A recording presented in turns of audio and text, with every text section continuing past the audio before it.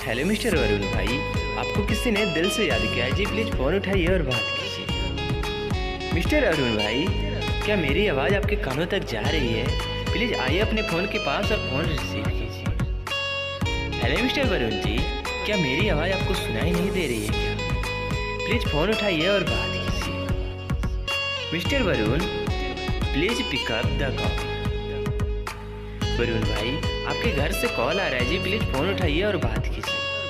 शायद कोई अर्जेंट बात करनी होगी आपसे, आपके घर वालों। Hello mister Varun ji, please pick up the call. आपको किसी ने दिल से याद किया है जी। प्लीज़ फ़ोन उठाइए और बात कीजिए।